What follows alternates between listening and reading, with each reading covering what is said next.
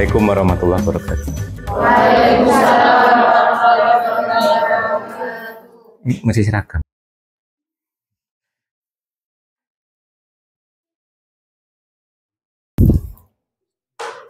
Di kesempatan terakhir kita sudah mendiskusi tentang homomorfisme ya.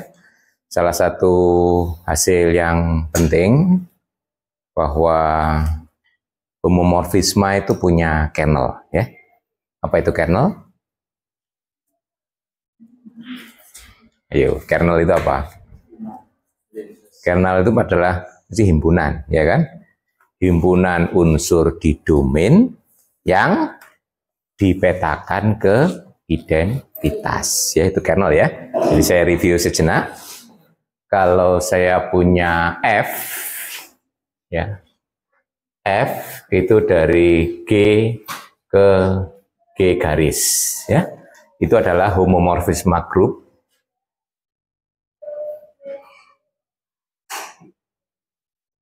Nah, kernel F itu adalah anggota domain yang dipetakan ke identitas ya.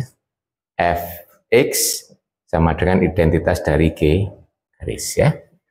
Nah, jadi kalau kita ilustrasikan ya, ini G, ini G garis.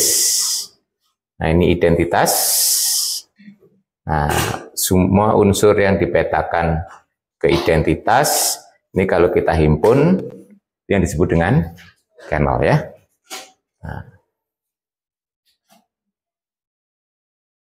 Nah sekarang sifat yang, kita akan menggunakan sifat yang sudah kita ketahui, bahwa kernel itu adalah subgroup normal dari domain ya. Kita sudah punya ya bahwa kernel F itu adalah subgroup normal dari G ya di sini ya. Kita sudah membuktikan itu kemarin ya. Nah, dengan demikian nanti kita punya grup hasil bagi ya berdasarkan grup hasil bagi atau grup faktor kemarin ya. Kalau kita punya subgroup normal, kita mempunyai grup hasil bagi ya. Dengan demikian, di sini G dibagi kernel F adalah grup, ya, yang operasinya mengikuti operasi di G ya, yaitu operasi coset diinjus atau dipengaruhi oleh operasi unsur yang ada di G, gitu ya. Nah, jadi di sini kalau untuk menyingkat ya, kalau kernelnya saya sebut saja K, ya, kalau kernelnya itu saya sebut saja K. Ya, berarti ini isinya ya G per K gitu ya. Sini G per K. Ya, kalau kernelnya disebut K ya. Nah, itu adalah X K di mana X-nya anggota G gitu ya. Nah, operasinya kalau kita punya XK dikalikan YK, masih ingat ya? Itu adalah X, Y, K, gitu ya. Nah, ini operasi yang ada di G per K. Nah, sekarang kita coba perhatikan ya, kalau gambarnya ini tadi saya buat ilustrasi, ini dari G ke G garis, ini F. Nah, kemudian karena G per K itu grup, saya letakkan di sini, ini G per K. Saya ingin membuat pemetaan dari G per ini ya. Nah, sebut ini adalah pemetaan natural. Ingat, natural adalah dari grup ke grup faktor, di mana unsur dipetakan ke coset ya. Jadi di sini kita definisikan itu adalah dari G ke G per K. X dipetakan ke cosetnya, ya. Ini dapat ditunjukkan dia adalah suatu homomorfisme yang ikuti operasi saja. Karena XY akan dipetakan ke XYK, XYK itu ya XK, YK, yaitu peta dari X dan theta ya. Ini adalah suatu homomorfisme. Jadi dapat ditunjukkan bahwa ini adalah homomorfisme grup. Nah, jadi kita punya F homomorfisme, kemudian G ke G per K kita punya homomorfisme. Nah, sekarang kita akan membuat ini ke sini ya. Nah, jadi kalau kita lihat ini ya, kalau di sini X ya, oleh F dibawa ke Fx ya. Terus oleh natural ini di sini dibawa ke XK ya kan? Nah, sekarang kita akan mencoba mengaitkan XK dengan Fx ya. Ini kan terkonek ya. Nah, di sini ya. Di sini X-nya di sini, ini Fx, ini XK. Jadi apa pengaitannya gitu ya? Alamiah aja. XK dikaitkan ke FK ya. Fx, sorry, Fx. Nah, sekarang kita lihat apakah itu well defined atau tidak, karena ini akan koset ya. Nah, padahal di sini hanya peta dari satu unsur, kan ada kemungkinan unsur yang berbeda, X dan Y berbeda, tetapi di sini nanti bisa saja menghasilkan koset yang sama, ya? Bisa juga X dan Y berbeda menghasilkan koset sama, apakah Fx dan Fy juga tetap sama gitu ya. Jadi sekarang kita buat pengaitan ya, sini ya.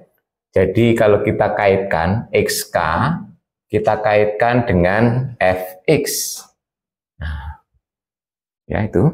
Apakah itu nanti akan menjadi suatu pemetaan gitu ya? Ini pertama kita hanya punya apa? Pengaitan saja ya. Ya, pengaitan. Ini kita buat untuk semua X yang berada di G ya. Sebut aja ini pengaitannya adalah F garis. Sekarang akan kita tunjukkan bahwa F itu akan well defined sebagai fungsi, ya toh? Ya. Kita lihat, kalau saya punya XK sama dengan YK, ya, itu ekivalen dengan mengatakan apa?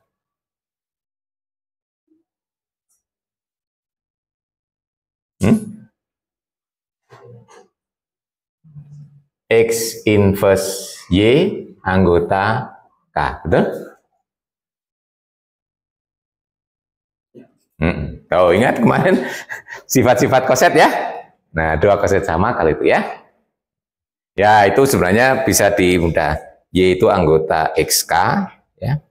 Berarti nanti X inverse Y anggota K, ya. Nah, di sini karena X inverse Y anggota K itu kan kernel ya. Berarti jika apa ini? F X inverse Y sama dengan identitas ya. Karena dia anggota kernel. Nah, ini berarti jika dan hanya jika saya jabarkan F ini, nanti saya bawa ke, biar panjang ini saya belakangkan ya. Ini kalau dijabarkan kan F inverse X, F Y sama dengan identitas ini sendiri akan sama dengan F X inverse F Y ya. Nah, ini kan jika ya. Nah, jika apalagi? Nah, ini Fx sama dengan Fy itu. Ini kan karena Fx inverse sama dengan Fy, jadi Fx sama dengan Fy. Nah, berarti kalau ini sama, ini kan peta dari ini kan. Jadi kesimpulan kita di sini jika F garis XK sama dengan F garis YK. Nah, dengan demikian skema bukti ini akan buktikan dua arah. Yang ke arah kanan akan buktikan dia pemetaan, betul ya? Yang ke arah kiri akan membuktikan satu, ya. Paham? Kalau dari sini kan berangkat dari unsur yang sama, petanya sama. Berarti dia well defined. Kalau dari sini ke sana, dari petanya sama, unsurnya sama. Berarti satu. 1. Jadi ini sekali langkah langsung buktikan 2 hal. Kesimpulan di sini berarti jadi sini F garis adalah well defined dan 1, ya. Nah, itu. Paham sampai situ ya? Jadi well defined dengan 1 itu sebenarnya kalau kita bisa membuktikan 2 arah semuanya biimplikasi itu sekali langsung terbukti dua-duanya kan ya? Ya. Yang berangkat dari unsur sama, petanya sama, itu berarti membuktikan dia pemetaan atau well defined. Kalau dari petanya sama, membuktikan unsurnya sama, itu berarti membuktikan 1. Ya. Ya. Jadi di sini kita punya F garis, ya. Kita sudah punya pemetaan yang bersifat 1. Nah, untuk menjadikan dia suatu, jadi ini sudah pemetaan 1. Sekarang kita cek apakah F garis itu suatu homomorfisme, gitu ya. Nah, kalau kita klaim bahwa F garis adalah homomorfisme, nah tinggal ambil 2 unsur di sini, ya. Misalkan saya punya AK aja lah ya, AK dan BK anggota G per K sekarang ya. Nah kita cek F garis dari AK dikalikan BK. Per definisi adalah F garis dari ABK. Sesuai dengan definisi, ini sama dengan FAB ya. F garis AK kan FA. F garis ABK berarti FAB. Karena F-nya sudah homomorfisme, berarti ini sama dengan FA, FB. Nah, ini berarti akan sama dengan, sesuai dengan definisi, FAK, F garis AK, F garis BK. Nah, berarti F garis itu merupakan suatu homomorfisme. Berarti di sini F garis adalah homomorfisme yang bersifat 1 atau sering disebut monomorfisme ya. Kesimpulan kita dari sini F garis adalah monomorfisme ya, monomorfisme. Nah, di sini pada atau tidaknya tergantung pada atau tidaknya F, ya toh? Kalau F-nya pada, F garis juga pada ya, karena untuk sembarang unsur di sini pasti ada unsur sini sebagai prapeta. Ada di sini berarti ini ke sini ya toh? Nah, berarti kalau kita batasi pada image saja, berarti dia akan menjadi pada kan? Jadi kalau gambar ini saya sederhanakan ya, di sini aja. Ini G, ini F-nya, tapi di sini saya buat bukan ke G garis tapi ke image F, gitu. Jadi supaya menjadi pada. Jadi kalau dari G ke G garis kan belum tentu pada ya, toh? Tapi kalau dari G ke image F mesti pada kan.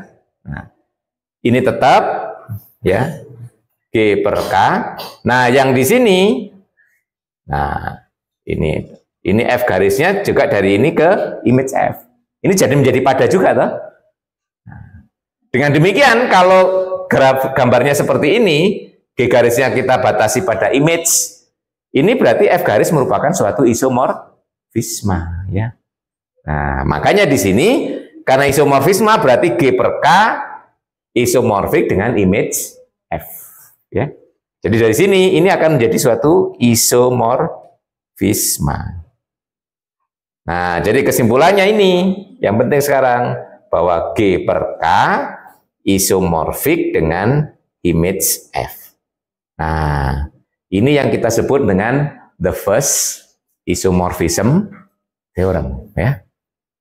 Nah, ya, teorema isomorfisme pertama berarti itu adalah G dibagi kernel isomorfik dengan image. Jadi ini menghubungkan antara domain, kernel, dan image ya.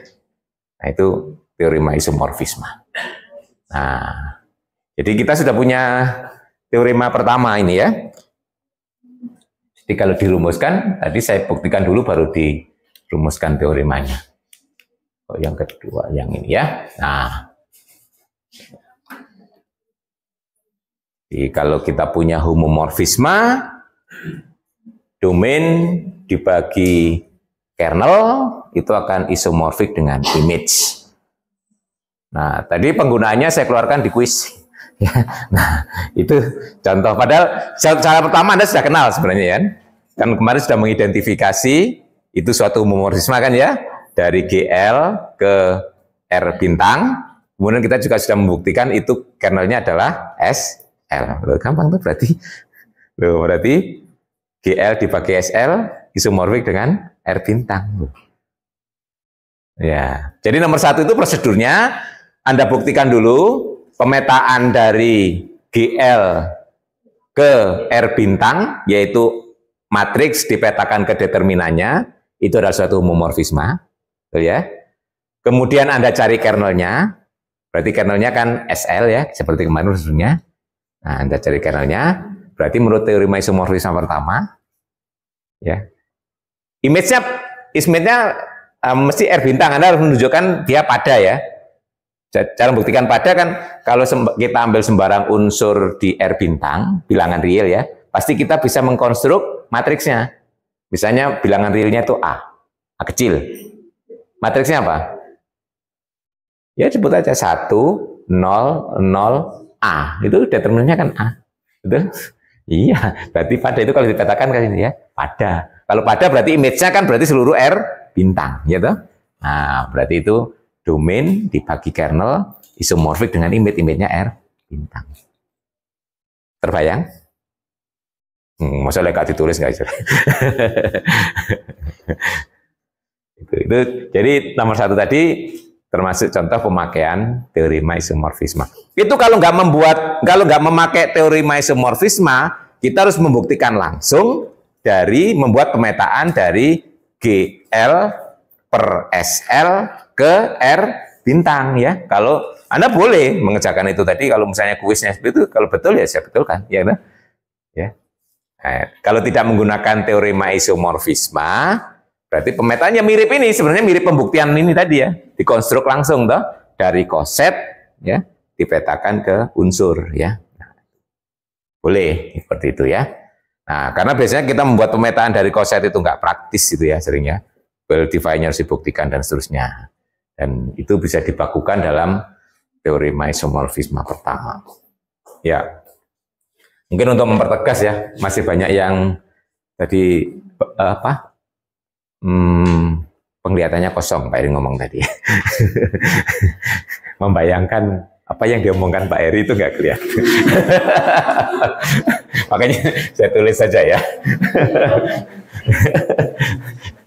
Kan itu kalau kuliah luring itu saya bisa melihat Anda paham atau tidak gitu ya. Kalau daring nggak kelihatan itu ya. Apalagi videonya dimatikan gitu ya. Nah itu malah nggak kelihatan. Kalau luring begini kelihatan itu ekspresi Anda antara bisa dan tidak itu dari sorot matanya kelihatan gitu ya. Oke. Nah, jadi di situ itu GL2 kan ya yang ditulis ya. Sebenarnya itu juga berlaku kalau GLN ya, sama aja ya. 2 itu diperumum menjadi GLN. Jadi kita definisikan pemetaan dari GL2R ke R bintang ya. R bintang itu adalah himpunan bilangan real yang tidak nol ya. Operasinya adalah kali ya. Nah, dimana di sini FA sama dengan determinan A ya. Itu definisi fungsinya ya. Pertama, tunjukkan dulu bahwa ini adalah suatu homomorfisme.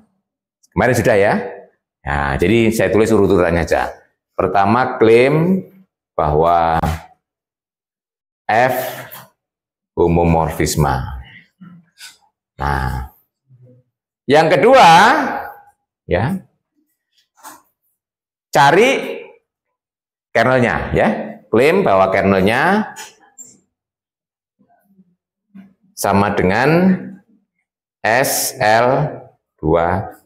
R ya. Kedua klaim F-nya pada, berarti kalau F-nya pada berarti image-nya adalah R bintang. Klaim F itu pada, dengan demikian image F adalah R bintang. Ya. Nah, baru terakhir menurut teorema isomorfisme pertama,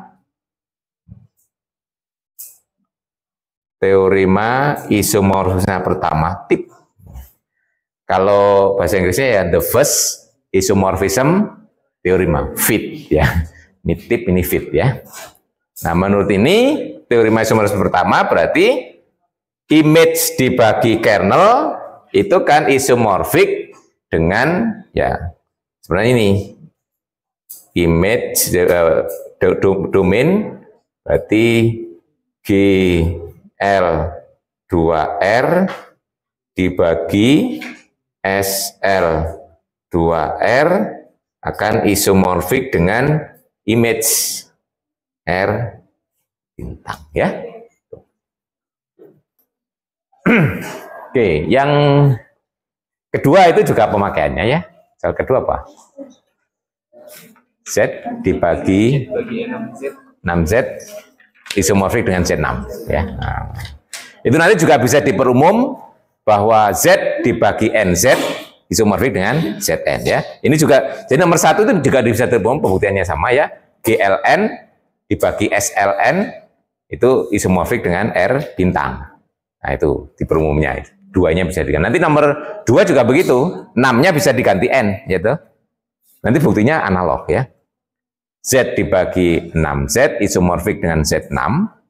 Itu nanti juga akan berlaku Z dibagi 6Z isomorfik dengan Zn. Nah, kebayang ya di situ ya. Jadi kita harus membuat pemetaan dari Z ke Zn ya. Di sini Z6 ya toh. Z ke Z6 buat pemetaannya, buktikan dia homomorfisme, kernelnya cari nanti harus 6Z. Ya. Nah, itu kernelnya. Kira-kira pemetaannya apa? Ini juga natural, alamiah sekali pemetaannya. Kemarin juga sudah dicontohkan, yaitu unsur di Z dipetakan ke kelasnya, ya. X dipetakan ke kelas X ya. Ya, kalau X di Z, kelas X kan berarti di Zn kan ya. Nah, kalau kita pakai modulo 6 ya berarti di Z6 ya. Nah, itu. Jadi yang nomor 2 itu pemetaannya yang berbeda. Ya. Yang nomor 2 F-nya dibuat dari Z ke Z6, nanti ini bisa diganti N, berarti X dipetakan ke kelasnya X. Ya. Nah, ini sudah dibuktikan homomorfisme kan ya? Ya. Tinggal dicari kernelnya, terus kemudian image-nya. Kalau dia pada kan image-nya Zn ya.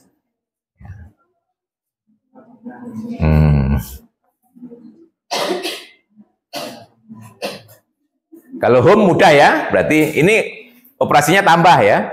Berarti Fx ditambah Y, gitu, akan samandakan kelas X tambah Y, kelas X ditambah kelas Y. Berarti Fx ditambah Fy, berarti home-nya oke. Nah, kernelnya, gitu. Jadi yang pertama F itu home, oke. Nah, yang kedua cari kernelnya. Nah, kernelnya F itu apa? Berarti kan X anggota Z sedemikian hingga Fx sama dengan 0. 0-nya di sini ya. Fx sama dengan kelas 0. Ya, gitu kan ya? Nah, ini berarti X di Z, Fx adalah kelas X sama dengan kelas 0.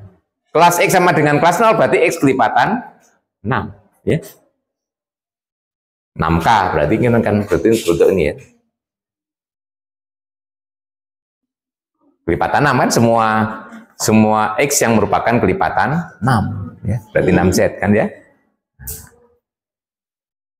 Oke. Pada ya kalau ambil sembarang unsur di sini, ya ambil unsur ini ya. Kalau kita punya kelas A, ya ambil A, ya toh? Nah, udah ya.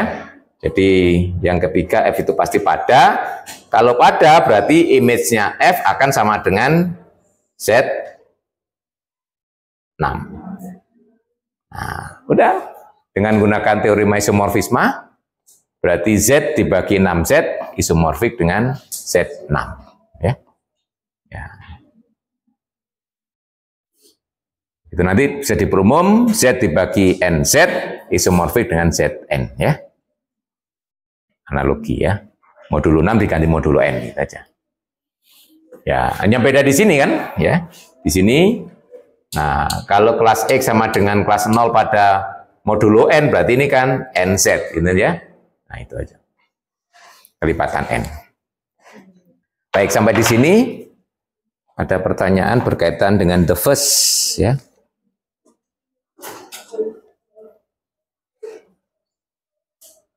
Nanti yang the second dan the third itu merupakan akibat saja dari teorema pertama. Jadi pembuktiannya kita pakai teorema yang pertama. Ya.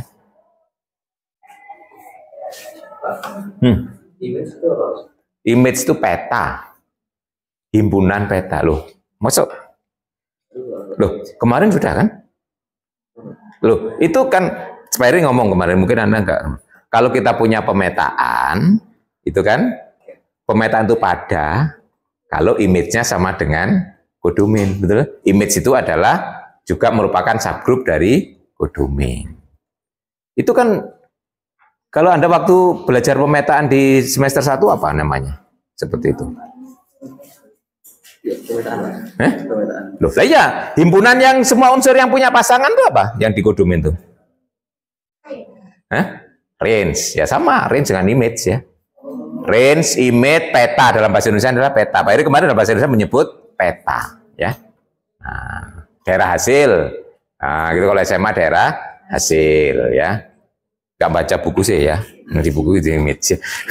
Nah, ya betul ya.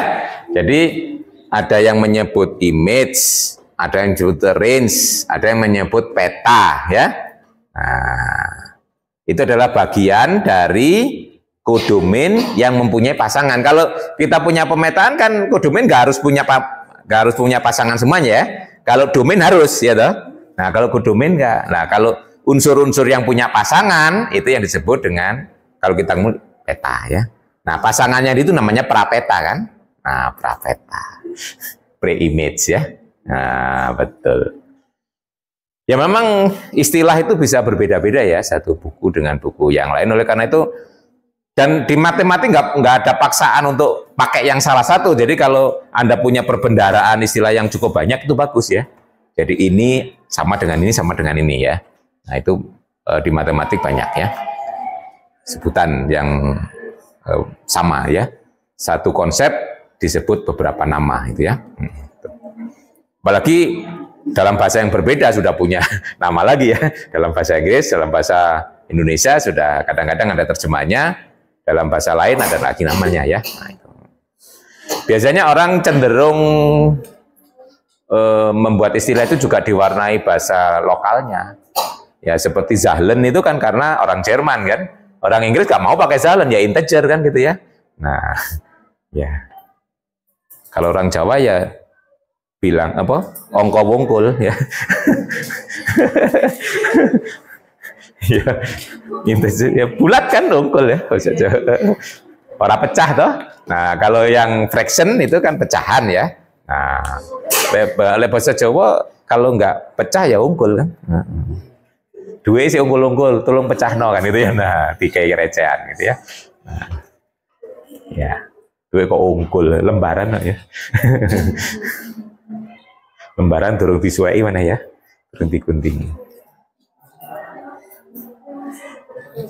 Oke. Ya, karena matematik itu juga ilmu yang datangnya dari luar, Anda juga harus tahu konsep-konsep itu dalam bahasa aslinya ya.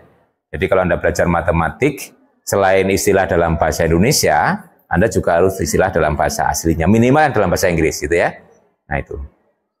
Ya, dalam bahasa Inggris itu harus ya. Karena ilmu ini bukan ilmu lokal ya, matematik ilmu impor ya. Nah, jadi kalau Anda nanti ketemu istilah dalam bahasa aslinya itu harus tahu ya.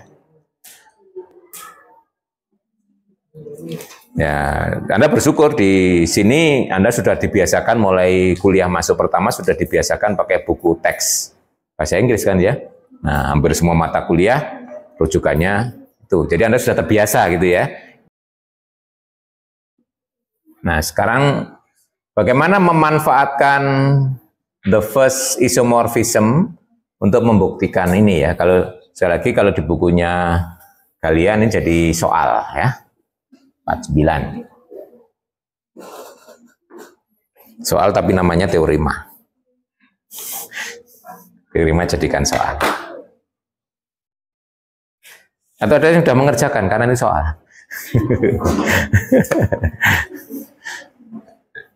Alhamdulillah. Jadi situ kalau kita lihat, kalau kita mengkonstruk ya, jadi kita bisa membuat pemetaan dengan domainnya K. Kodomainnya atau image-nya nanti berada di KL per L. Ya. Kita tunjukkan kernelnya K iris L. Gitu ya. Nah, gitu. Jadi kalau kita mau melihat berdasarkan konstruksinya itu ya, konstruksi dari teorema isomorfisme pertama, jadi kita buat pemetaan dari K ke KL per L. Nah, ini membuat F-nya ini ya. Nah, sekarang bagaimana membuat ininya ya? Cara mengkonstruksi, kalau kita berangkat X itu anggota K, ya. X itu pasti anggota KL. Kenapa? Ya, karena X bisa ditulis sebagai X kali identitas, toh? Ya. X bisa ditulis sebagai X kalikan identitas. Karena L juga subgroup, pasti identitas juga termuat di L. Berarti anggota K L, ya. Nah, terus berarti X dikalikan L, ya, itu berarti pasti anggota KL per L, betul? Paham ya? Jadi artinya ini, kalau kita membuat pemetaan dari X ada di sini ke sini ke kosetnya, itu pasti berada di sini. Jadi itu termasuk membuktikan well defined itu tidak hanya sekedar sama, petanya sama, apakah petanya juga masuk ke dalam kodomain ya. Karena di sini kan nggak semua kita ambil lah ya. Nah, apakah petanya. Jadi ini anggota di sini. Nah, berarti kita mendefinisikan di sini fx sama dengan xl ya. Jadi unsur dipetakan ke koset. Paham sampai situ ya, cara mendefinisikan pemetannya. Jadi kata kunci sebenarnya membuktikan ini, ya mendefinisikan ini, tinggal berikutnya reguler, gitu. Buktikan itu suatu homomorfisme, ya. Terus cari kernelnya nanti tunjukkan bahwa dia itu. Nah, tunjukkan pada, berarti dia image-nya ya KL per L. Selesai. Menurut teorema isomorfisme pertama itu ya. Berikutnya tinggal rutinnya, ya toh.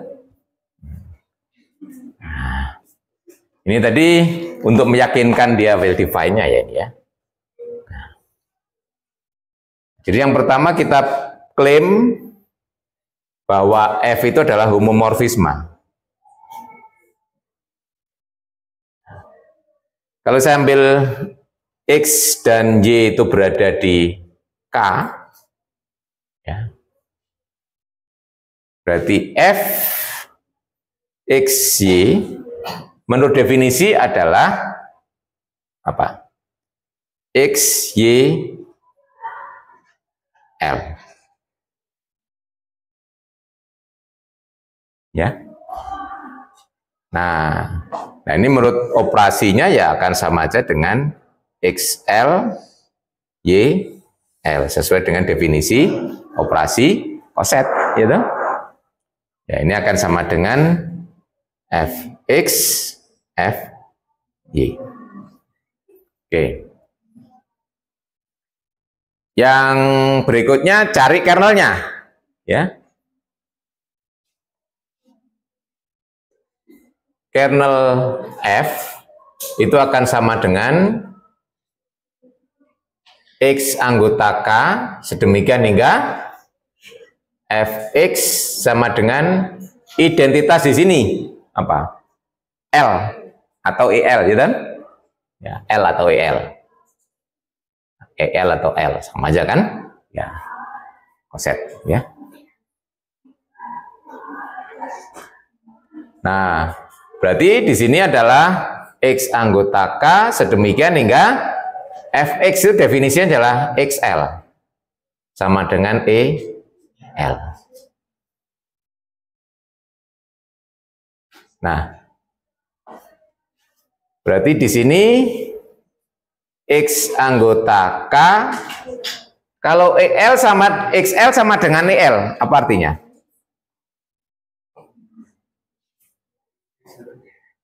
Enggak harus, X-nya anggota L. Ingat, koset AH sama dengan H jika A berada di H, betul? Halo, lupa semua ya sifat koset ya. Nah, ya, ini kan berarti XL sama dengan L kan? Nah, berarti X-nya berada di L. Oh. Ya, jangan dilupakan, kemarin dipakai terus ya sifat-sifat koset itu. Pak Iri sudah pesan, sifat-sifat itu nanti akan berikutnya dipakai. Berarti sini X anggota L. Nah, X anggota K dan X anggota L. Jadi X anggota K iris L. K iris L kan? Berarti ini adalah K iris L toh? Ya. Ya. Kernelnya K iris L. Nah, sekarang tinggal menunjukkan pada ya. Kita klaim pada supaya image-nya sama dengan ini, ya toh? Jadi, ini yang kedua. Yang ketiga, kalau saya ambil misalnya A itu anggota KL per L, berarti A itu bisa saya tulis sebagai YL. Betul? Y-nya anggota KL. Betul ya? Saya ambil A itu di sini, berarti A itu berupa koset kan? Berarti kosetnya adalah saya tulis YL. Y-nya kan berada di sini, ya toh? Nah, berarti Y saya tulis sebagai K kecil, L kecil. Karena berada di KL. Di mana K-nya anggota K, L-nya anggota L. Paham sampai di situ ya? Jadi A sebenarnya adalah A itu sebenarnya sama dengan KLL ya. Nah, K-nya anggota K, berarti kita pilih sekarang K ini anggota K. Nah, berarti K anggota sini kan? Nah, kita tunjukkan bahwa peta dari K itu adalah A, betul? Paham? Berarti kalau peta dari K kan berarti sudah eksis ya. Jadi ini K-nya kan ya yang kita anggap sebagai prapetanya nanti adalah K ini ya. Kan ada ya. Ini kan ada semuanya, kan ada Y di KL, ada K, ada ya. Berarti jadi K ini yang kita pakai sebagai prapetanya nanti ya. Tinggal tulis F dari K ya. Itu kan akan sama dengan K L.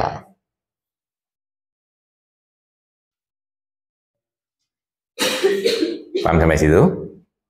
Nah, karena L-nya berada di L, apa? LL sama dengan L, betul? Ya, paham? Berarti ini kan sama dengan KL LL. L besar, betul? LL jadi identitas kan? Karena L berada di L kecil berada di L, berarti L kecil L besar sama dengan L, betul? L itu sama dengan IL, ya. Nah, paham saya sini? Berarti ini akan sama dengan KLL, betul? KLL sudah kembali ke Y, gitu? Y. Ini berarti A, gitu? Nah, berarti F-nya pada. Karena F-nya pada, berarti image-nya sama dengan KL per L. Nah, sudah menurut teori isomorfisme pertama, ya, sudah tinggal disimpulkan. Jadi domain dibagi kernel, K dibagi K iris L, isomorfik dengan image, image-nya KL per L, ya.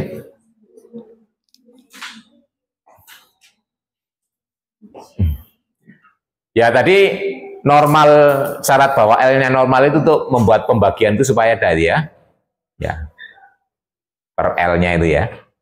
Kan mula-mula ini ya, kita kan mengkonstruksi ini berarti syaratnya L-nya harus normal kan? Ya itu. Itu syarat normal kenapa muncul di hipotesisnya apa? Teorema gitu ya. Jadi supaya ya, di kodomennya itu terdefinisi. Kalau nggak normal kan yang kanan itu belum tentu grup ya. Nah itu ya hipotesisnya. Tadi langsung saya pakai. Kenapa kok normalnya itu ada, harus ada ya. Kalau L-nya tidak normal di kodomen itu belum tentu grup ya. Subgrupnya enggak harus. Oke, itu teorema kedua. Ini kalau di bukunya kalian soal.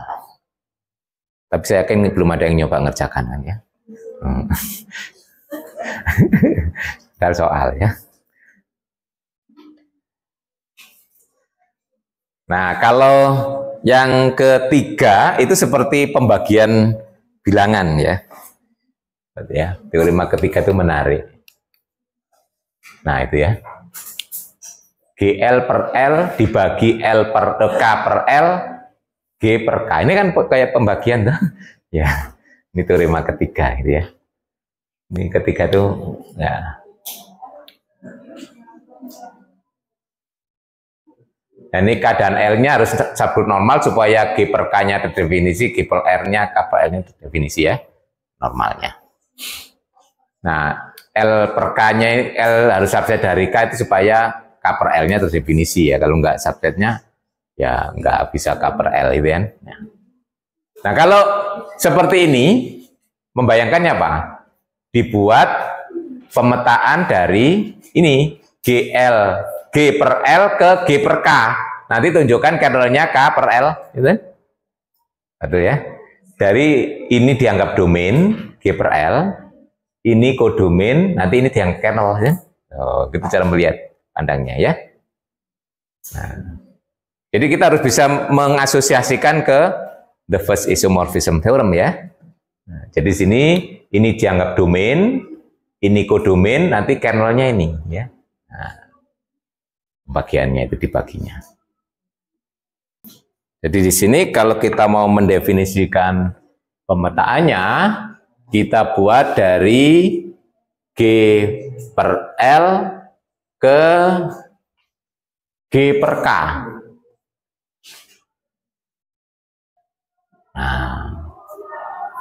Nah ini harus hati-hati karena kita dari koset ke koset ya. Nah nanti lalu value define-nya penting ya. Nah di sini kosetnya berbentuk XL ya. Jadi kalau di sini XL anggota G per L. Nah, berarti sini X-nya kan anggota G, kemudian ya dibuat koset dengan L. Ya. Berarti dari sini nanti XK itu juga anggota G per K ya. XK anggota G per K. Nah, sekarang kita tunjukkan well define-nya. Kalau saya punya dua unsur koset kiri, apakah nanti sama ya? Artinya apa? Kalau kita punya XL sama dengan YL, apakah XK sama dengan YK? Gitu ya. Nah, itu ya. Sekarang kalau kita punya XL sama dengan YL, nah, kesimpulan kita apa? X inverse Y anggota L. Paham ya situ ya? Nah, karena tadi diketahui bahwa L itu subset dari K, paham ya? Nah, karena L itu subset dari K, maka ya ini anggota K, betul? Maka X inverse Y anggota K. Karena X inverse Y anggota K berarti XK sama dengan YK. Betul? Nah, jadi dari sini kita punya XK sama dengan YK. Jadi kalau kita buat pemetaan dari XK dari XL ke XK, jadi well defined toh? Nah, jadi sini kalau kita buat pemetaan dari XL dipetakan ke XK, jadi well defined. Betul? Karena kalau saya punya koset XL sama dengan YL, ternyata berakibat XK sama dengan YK. Berarti sini kan FXL sama dengan FYL, gitu kan? Nah, gitu. Oke, sampai di situ. Jadi ini dari ini, terus ini menunjukkan bahwa petanya juga berada di dalam kodomain ya. Ini petanya berada di kodomain, ini menunjukkan bahwa petanya sama. Oke, baik. Peta pemetaannya sudah oke, kemudian homomorfismanya ya. Ya, homomorfismanya saya kira lebih gampang karena mengikuti operasi ya. Di klaim F-nya adalah homomorfisme grup. Jadi kalau saya ambil XL dan YL anggota G per L, jadi F dari XL YL. Dengan menggunakan operasi koset, F dari XYL. Ya. Menurut definisinya, ini akan sama dengan XYK. Nah, menurut operasi koset, XK YK berarti akan sama dengan FXL FYL. Oke. Homomorfisme. Cari kernelnya sekarang ya. Dan terakhir nanti cari image ya. Nah, kernel F adalah XL anggota G per L anggota.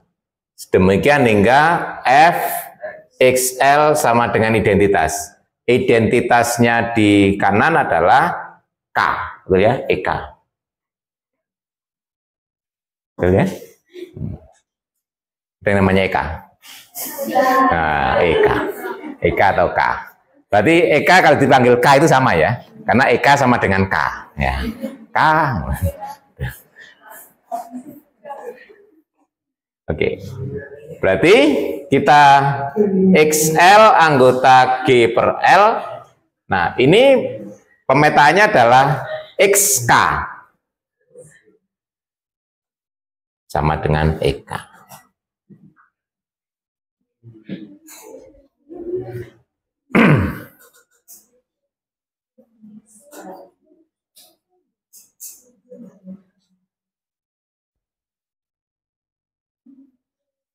Nah, sekarang lihat di sini ya. XK sama dengan EK. Berarti K-nya berada, X-nya berada di K. Tuh ya. Oke. XL anggota G per L, sedemikian X berada di K. Nah, berarti kan koset, tapi X-nya di K saja, nggak harus di G toh. Berarti ini akan sama dengan K per L. Kalau ini berada di G, itu G per L seluruhnya toh. Nah, kalau hanya berada di K saja, berarti K per L. Kan K per L itu bagian dari G per L toh, karena K-nya bagian dari G, ya toh ya. Paham di sini ya? Nah, kalau di sini anggota G, berarti sini memang seluruhnya adalah G per L, ya toh. Kalau di sini K, berarti K per L. Ya, kernelnya itu sudah teridentifikasi, tinggal menunjukkan image-nya itu semuanya. Berarti klaim bahwa F itu pada, ya toh.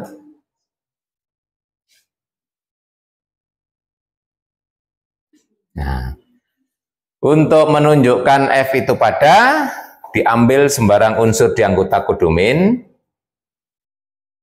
Misalnya A itu anggota G per K. Jadi A itu bisa ditulis sebagai misalnya G kecil K. Untuk ya terdapat adalah G anggota G ya.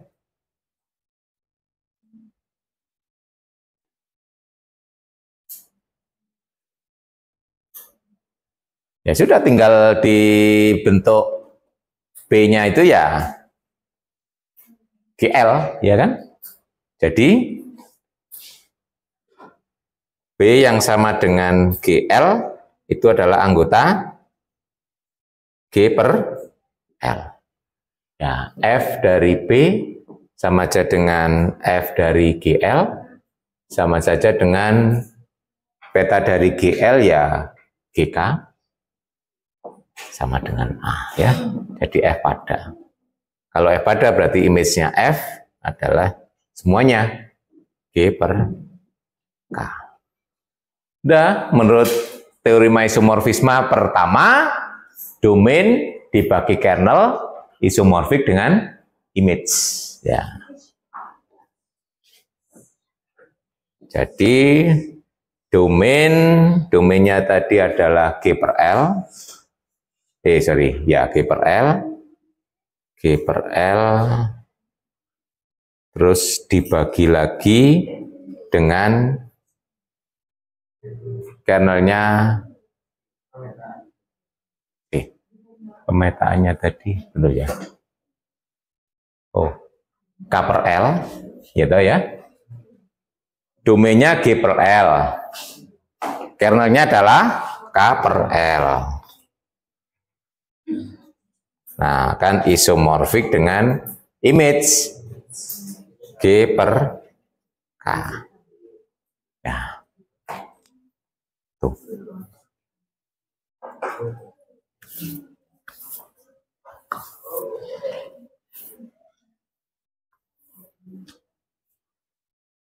Ini ada.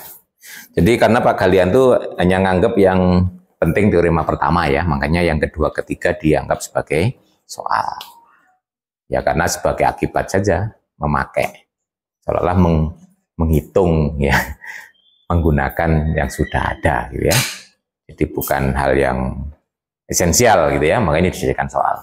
Tapi di beberapa buku yang lain memang itu berdiri sendiri sebagai teorema. Tapi walaupun di soal, Pak kalian juga mengatakan itu adalah the second dan the third theorem ya. Memang itu populernya sudah disebut sebagai the second and the third theorem. Silakan kalau ada yang perlu diklarifikasi. Jadi pada dasarnya kalau Anda sudah tahu yang pertama, nanti yang kedua ketiga nggak terlalu esensial. Nanti soal-soalnya itu semuanya bisa dibuktikan dengan yang pertama gitu ya. Kalau misalnya Anda mau membuktikan dengan yang kedua dan yang ketiga, ya sebenarnya bisa dibuktikan dengan yang pertama. Karena yang kedua ketiga dibuktikan dengan teori pertama ya. Jadi esensialnya ada di teorema pertama. Silakan kalau ada yang kurang jelas. Di buku banyak ya soal-soalnya, juga penggunaannya. Nanti tinggal mengakibatkan aja ya di sini dan teori-teori kecil-kecil ya yang nanti bisa langsung kita lihat ya. Jadi soal the second method 49-50. Nah, ini juga banyak soalnya. Nah, ya sebagai akibat teorema kecil-kecil itu ada di buku ya. Sebagai ini nanti saya mulai dari ini contohnya banyak. Nah, ini akibat dari the first ya. Ini adalah the first kalau di buku. Nah, ini ya. Nah, kalau hingga ya betul itu karena G dibagi kernel itu isomorfik dengan image ya. Itu berarti kardinalitasnya ya itu sebagai akibat saja toh. Jadi akibat pertama itu karena G per kernel isomorfik dengan PG atau peta dari G, otomatis kardinalitasnya sama. Kalau hingga kardinalitas G per kernel ya kardinalitas G dibagi kardinalitas kernel ya, order G dibagi order kernel ya. Itu saya kira nggak terlalu sebagai ya mirip teorema Lagrange dulu ya. Nah, ini juga akibat langsung, ya otomatis membagi ya.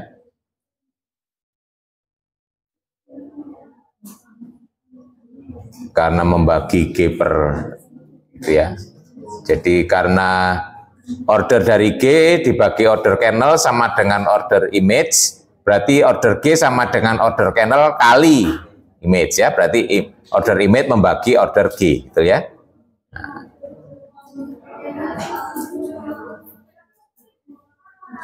Kemudian kenapa kok PG itu membagi G garis kodomain ya? Karena PG itu subgroup dari image, dari kodomain ya toh.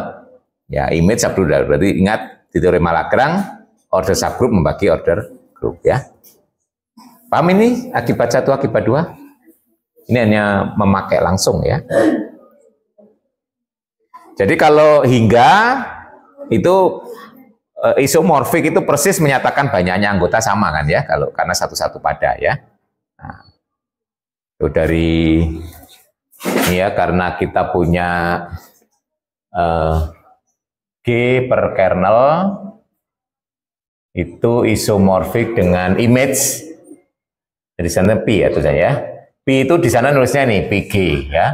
PG itu sama dengan image kan peta dari G ya. Nah, akibatnya ini, nah order dari G per kernel P itu sama dengan order dari P G gitu ya. Nah, kalau hingga ingat di Lagrange dulu ya. Ini ya order G dibagi ini ya. Karena ini kan menyatakan banyaknya koset kan ya. Nah, itu berarti indeks ya kalau menurut teorema Lagrange. Nah, berarti ini order G dibagi order kernel P sama dengan ini ya. Ya. Tuh, sampai situ ya. Nah, terus ke akibat 2 ini dikalikan kan ya. Jadi kalau ke akibat 2 order G akan sama dengan order kernel P dikalikan image ya. Nah, berarti kan ini membagi ini toh simpulannya. Jadi order image ini nah membagi order G. Nah, kenapa kok ini juga membagi yang di garis? Ingat bahwa PG itu adalah subgroup dari kodomain ya toh, subgroup dari G garis ya. Ya. Nah, ingat teorema Lagrange, order subgroup membagi order group. Jadi akibatnya juga order dari PG membagi order dari G garis ya. Jadi order image itu membagi order domain dan membagi order kodomain ya. Itu.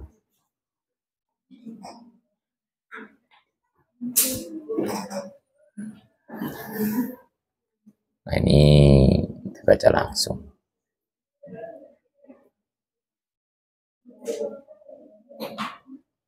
Yang penjelasan kecil lagi. Nah, ini kebalikan dari kemarin. Kalau kernel itu normal, setiap kita punya subgroup normal, kita bisa mendefinisikan pemetaan dari G ke G per N ya.